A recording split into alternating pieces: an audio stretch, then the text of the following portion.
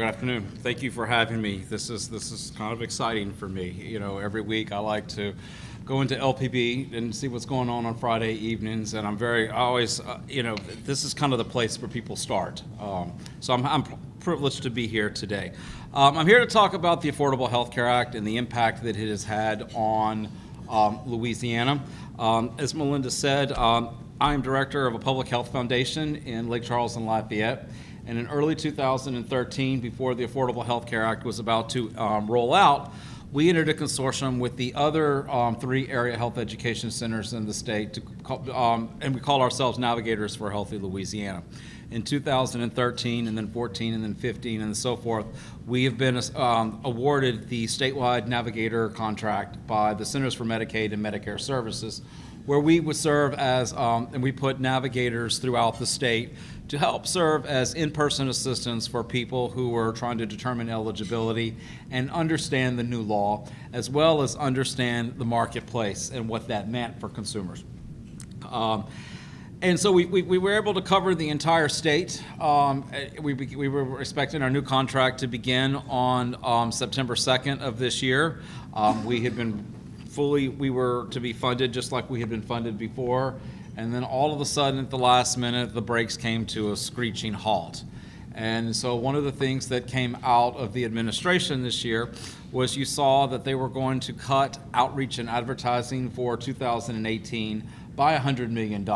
So it went from a $110 million budget in 2017 to a $10 million budget in 2018. In addition to that, they cut the amount of in-person assistance that consumers were going to be able to get. So our project was cut from a $1.01 million grant to a little shy of $300,000, which meant that we had to lay off 13 assisters across the state.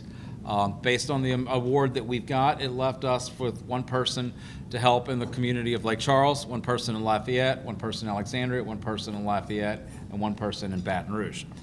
Folks in Shreveport and Monroe and Natchitoches, all along the I-12 corridor and down in what we call Bayou Land, which is Lafourche and Terrebonne Parish, the Houma, Thibodaux area. There's not in-person assistance other than some of the federally qualified health centers, or of course agents and brokers who can also assist consumers. But that being said, with the advertising that's been cut to the state of Louisiana, the amount of in-person assistance, we have seen a quite robust open enrollment period so far this year. The latest numbers we have are as of November 18th. We have 25,502 people have enrolled in healthcare plans through the federal marketplace. This is 19,163 people who have renewed their current plan, with an additional 6,339 people who are new to the marketplace.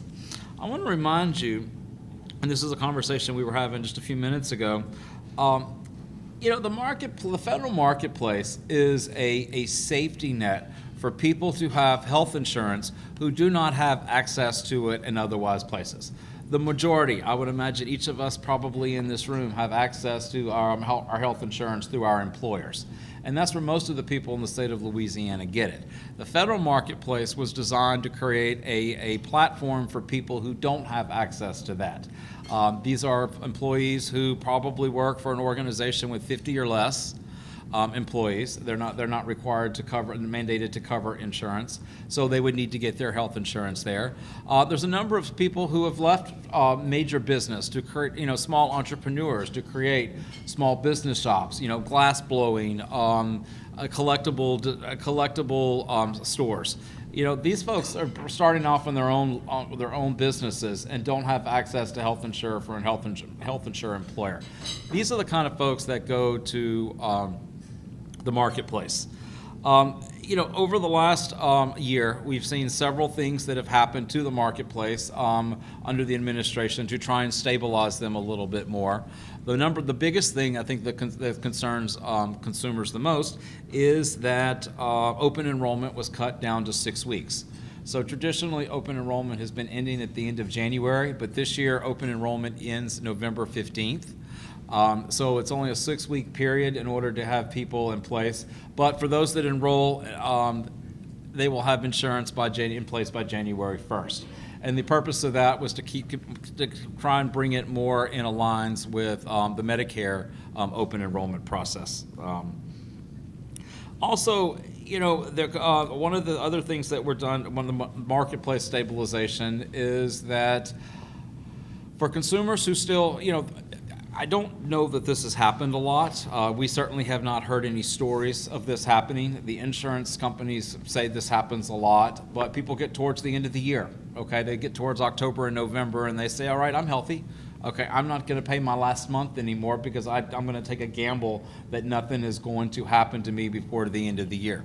Well, now before you enroll in 2018 insurance, if you have any outstanding premiums that you to the insurance company, you must take care of those before you're able to enroll. It's not outstanding health care costs, it's outstanding monthly premiums.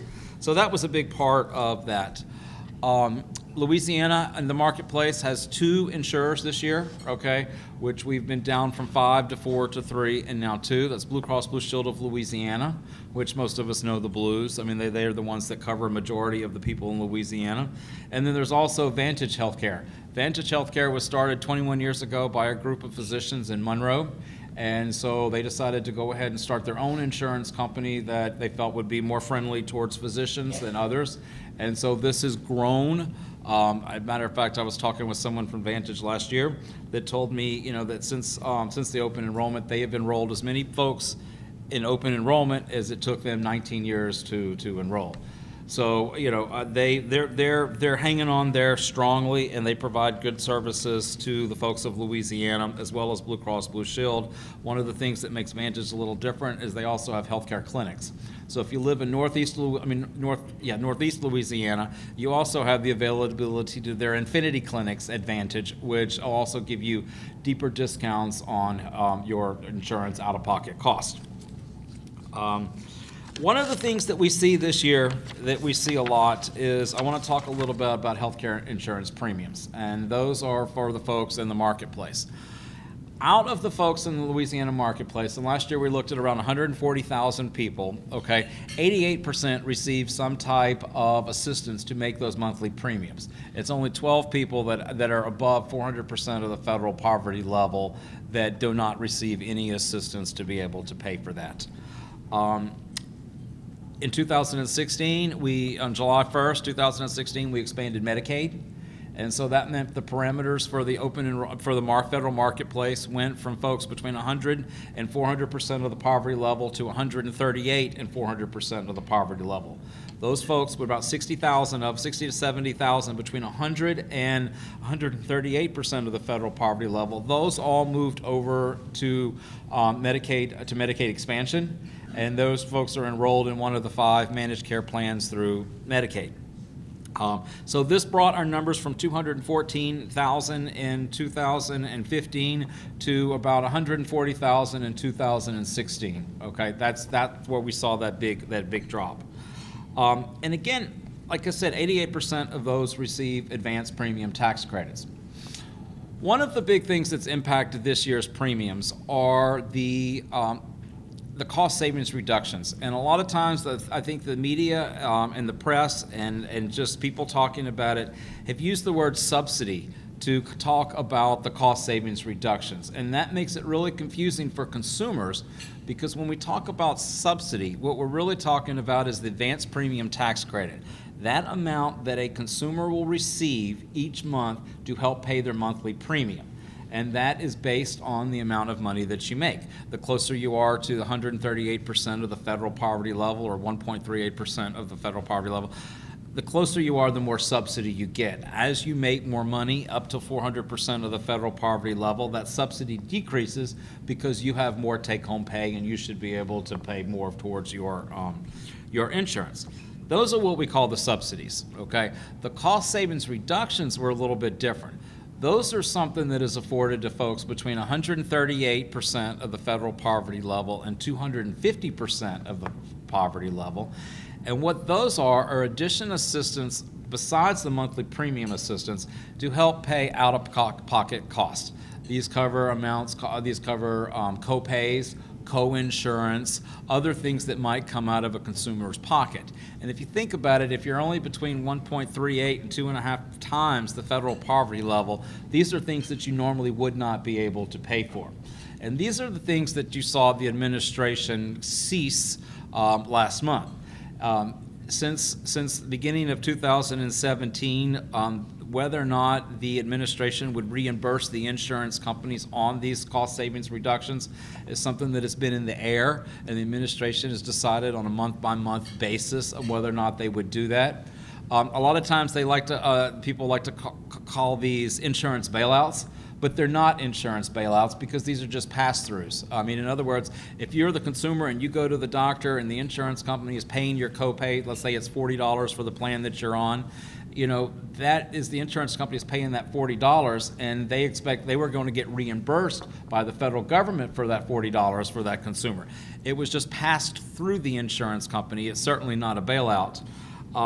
But those have been trying to figure out, those have been in play for the last 8 months, since January. And so one of the things the administration did, in the end of November is that we will no longer pay those. Well, cost savings reductions, the CSRs, are part of the Affordable Health Care Act, okay? They are written into the law, and so consumers will continue to get that assistance. The only difference is the insurance company will no longer be reimbursed for that. So what the insurance company did when they filed for their 2018 rates was they anticipated that this would happen. And so that's why you see rates in 2018 increasing in the federal marketplace anywhere between, let's say, 26 and 36%. I think Vantage had around 26%. Blue Cross Blue Shield had between 32 and 36% increase in their premium rates. Both Vantage and Blue Cross Blue Shield said their rate increase for 2018 would only have been 6%. If they could have been guaranteed those, but they couldn't, and they needed to make up that cost someplace else, and they put that onto the premiums. What happened, and what's ironic about that, is because the advanced premium tax credits, that monthly assistance that you get each month to help pay those premiums, those are based on those second lowest cost silver level plans. So when those plans dropped up, those advanced premium tax credits dropped up as well.